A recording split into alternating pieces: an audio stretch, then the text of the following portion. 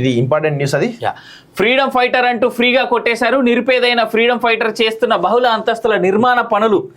సామాజిక కార్యకర్త survey number 462లో అక్రమ కేటాయింపులపై మంత్రి పొంగులేటికి ఫిర్యాదు చేయగా కలెక్టర్ కు దర్యాప్తు చేసి నివేదిక ఇవ్వాలని మంత్రి ఆదేశం. 4 కోట్ల ప్రభుత్వ భూమి స్వాహా అడ్డగోలుగా అప్పగించిన గత సర్కార్. బోగస్ పత్రాలతో భూ కేటాయింపులు. ఫిర్యాదుతో వెలుగులోకి భూ భాగోతాలు. బీఆర్ఎస్ నేత వ్యవహారంపై మంత్రికి ఫిర్యాదు. రిపోర్ట్ సబ్మిట్ చేయాల్సిందిగా కలెక్టర్ కు ఆదేశం.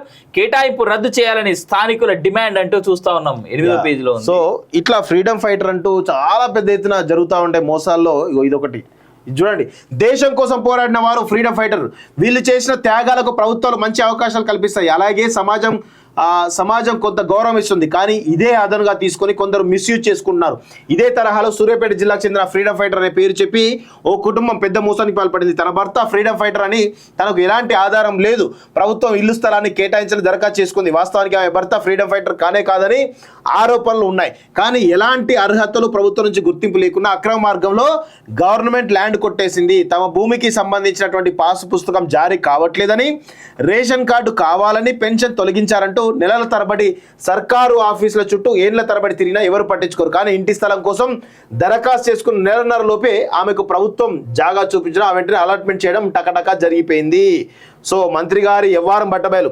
ఓడలు బళ్ళు అవుతాయి, బళ్ళు ఓడలు అవుతాయి అంటూ పెద్దలు ఎప్పుడు అంటూ ఉంటారు. అట్లనే అయింది మాజీ మంత్రి గారి పరిస్థితి. అధికారం ఉంటే తన అనుకున్న వారికి ఎలా మేలు చేయవచ్చని నిరూపించారు ట్రబుల్ షూటర్.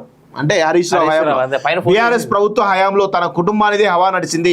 తెలంగాణ వచ్చిందే వాళ్ళ కోసమే అనే అనుమానాలు చాలా మందికి వచ్చాయి. వందలాది మంది విద్యార్థుల బలిదానాలతో ఏర్పాటైన ప్రత్యేక తెలంగాణ రాష్ట్రం వాళ్ళ ఇంటోళ్ళు ఒక్కలే కొట్లాడి తమ కోసం తెచ్చుకున్నట్లు 10 ఏళ్ళు రాష్ట్రం మీద పడి మెక్కారని అనేక మంది బహిరంగాన్ని తిట్టడం చూసాము. వాళ్ళ హయాంలో ధరణి అనేటువంటి పోర్టల్ తీసుకొచ్చి తెలంగాణలో ఉన్న ప్రభుత్వ భూములు, అసైన్ ల్యాండ్స్, పేద అమాయక ప్రజల జాగలు అప్పరంగా లాగేసుకున్నారు. కోట్లాది రూపాయల భూమిని ఎలా కేటాయిస్తారంటూ ఆయన ఫ్రీడమ్ ఫైటర్ కాకుండా ఆయన పేరు మీద ఇంత పెద్ద ఎత్తున జరిగింది. దీని వెనకాల చాలా పెద్ద మోసం ఉంది. హరీష్ రావు లెటర్ కూడా దానికి అటాచ్ చేశారు ఇక్కడ.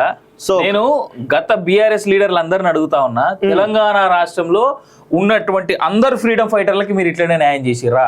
అంటే కేవలం మీరు అడిగిన పైసలు ఇచ్చిన వాళ్ళకే న్యాయం చేసిరా, లేదా మీ సంఖలు నాకినటువంటి ఆ కొంతమందికే మీరు చేసిరా? రండి నాతో పాటు, నేను పిలుస్తా. హైదరాబాద్ చుట్టుపక్కల 183 ఫ్యామిలీలన్నా, నమ్ముతావో లేదో, ఒక్కొక్కరికి 183 మంది ఫ్యామిలీస్ కి ఫ్రీడమ్ ఫైటర్లు కలెక్టరేట్ల చుట్టూ ఎన్ని రోజులు తిరిగినా ప్రభుత్వ దగ్గర భూములు ఎక్కడున్నాయన్నా ఇయ్యనికి మీకు. కానీ వీళ్ళకి మాత్రం ఎలాంటి అర్హత లేకుండా మాత్రం వీళ్ళు ఇచ్చేస్తారు.